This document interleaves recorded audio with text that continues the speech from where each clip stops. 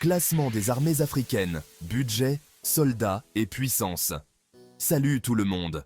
Aujourd'hui, on plonge dans l'univers fascinant des armées africaines. Préparez-vous à en prendre plein les yeux. On va parler gros sous, muscles saillants et force de frappe. Oubliez les clichés, on décortique ensemble le classement des armées les plus badass du continent. Qui a la plus grosse? Qui mise tout sur la technologie? Qui a le plus d'expérience au combat? Accrochez-vous bien, ça va chauffer. Le budget. Qui casque le plus? Bon, on ne va pas se mentir, une armée ça coûte un bras, hein. Entretenir une force militaire, c'est un investissement colossal. Armes, véhicules, entraînement. Tout ça, ça se chiffre en milliards. Les coûts ne s'arrêtent pas là. Il y a aussi les salaires des soldats, la maintenance des équipements et les opérations militaires qui peuvent durer des mois, voire des années. Alors, qui met le paquet? Quels pays africains investissent le plus dans leur défense? En tête de file, on a l'Algérie, avec un budget militaire qui avoisine les 10 milliards de dollars. C'est colossal. Ce budget permet à l'Algérie de moderniser ses forces armées, d'acheter de nouveaux équipements et de maintenir une présence militaire forte. Juste derrière, l'Égypte et l'Afrique du Sud se tirent la bourre, avec des budgets respectifs de 4 et 3 milliards de dollars.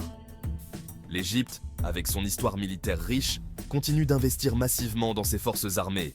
L'Afrique du Sud, quant à elle, met l'accent sur la technologie et la formation de ses soldats. Le reste du classement est un peu plus serré, mais retenez bien ces trois-là, ce sont les poids lourds du continent. D'autres pays comme le Nigeria et le Maroc investissent également des sommes importantes, mais ils n'atteignent pas les niveaux de l'Algérie, de l'Égypte et de l'Afrique du Sud. Ces investissements montrent l'importance de la défense dans ces pays et leur volonté de maintenir une position de force sur la scène internationale. L'armée des millions. Qui a le plus de soldats?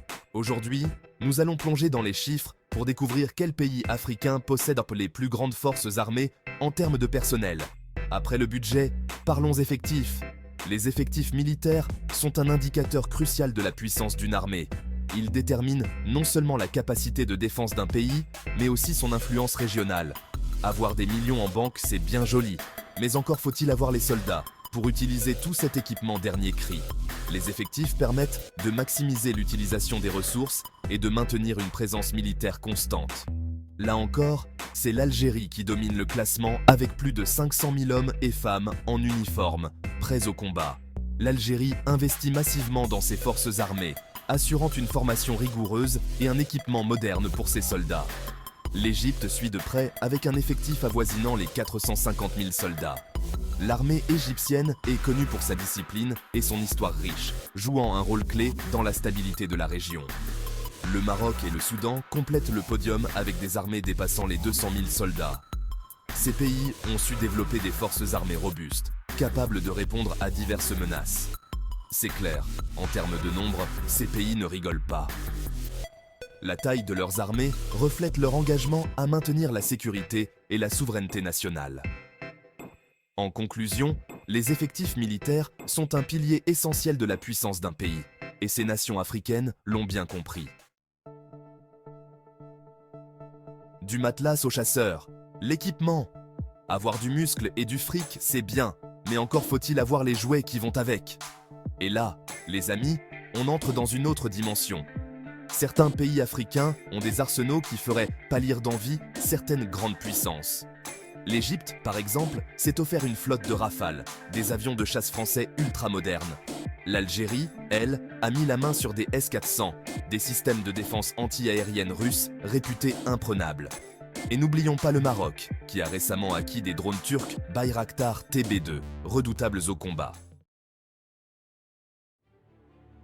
Guerre royale, l'expérience au combat.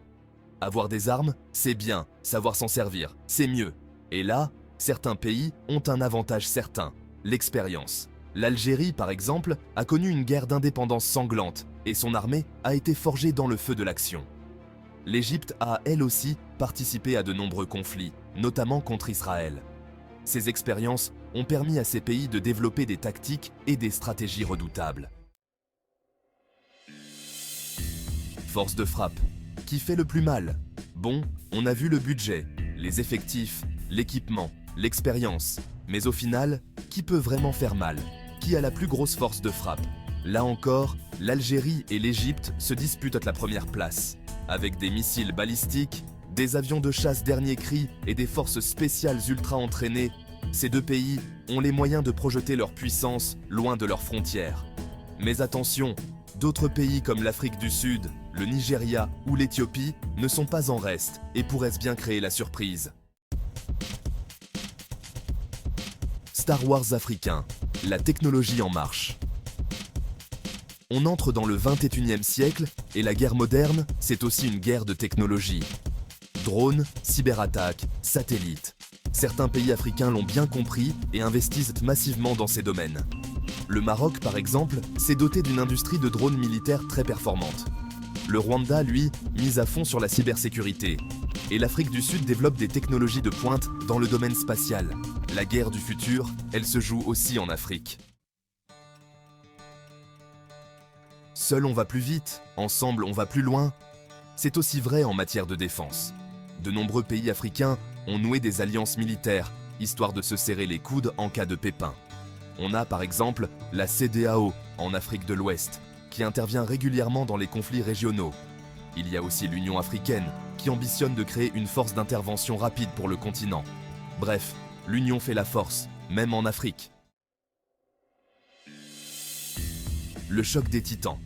La formation des soldats, nous allons explorer en profondeur comment les soldats africains sont formés pour devenir des combattants d'élite. On a beau avoir les armes les plus sophistiquées, si on ne sait pas s'en servir, ça ne sert à rien.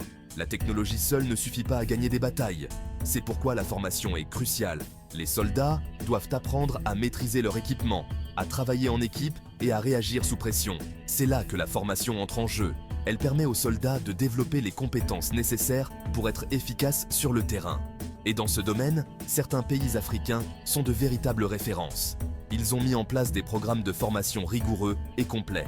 Le Sénégal, par exemple, est réputé pour la qualité de ses écoles militaires, qui forment des officiers et des soldats d'élite. Ces institutions sont reconnues pour leur excellence.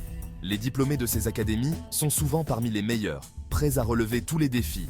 Le Maroc a lui aussi mis en place un système de formation très performant, avec l'aide de la France et des États-Unis. Ces collaborations internationales enrichissent les programmes de formation. Des soldats bien formés, c'est la garantie d'une armée efficace. Les échanges avec des armées étrangères permettent d'intégrer des techniques et des stratégies avancées. En fin de compte, la formation des soldats est un investissement essentiel pour la sécurité et la stabilité des nations.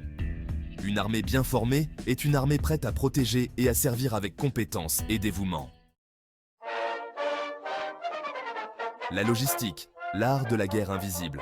On n'y pense pas toujours, mais la guerre, ce n'est pas que des combats. C'est aussi une question de logistique. Il faut ravitailler les troupes, transporter le matériel, soigner les blessés. Et ça, c'est un véritable casse-tête. Certains pays africains ont su développer une expertise dans ce domaine, comme l'Afrique du Sud, qui dispose d'une infrastructure logistique très développée. Le Maroc a lui aussi fait de gros progrès ces dernières années, notamment dans le domaine du transport aérien militaire. Stratégie, le cerveau de la guerre. Dernier point, et pas des moindres, la stratégie. Avoir une armée puissante, c'est bien. Savoir l'utiliser intelligemment, c'est mieux. Et là encore, certains pays africains se distinguent. Le Rwanda, par exemple, est souvent cité en exemple pour son approche pragmatique et efficace des conflits. L'Éthiopie a elle aussi démontré sa capacité à élaborer des stratégies militaires audacieuses. Bref, la guerre, c'est aussi une bataille d'esprit. C'est tout pour le moment. Voilà, c'était notre classement des armées africaines. J'espère que vous avez appris des choses et que vous vous êtes bien amusés. N'oubliez pas de liker, commenter et vous abonner pour plus de vidéos épiques. À la prochaine.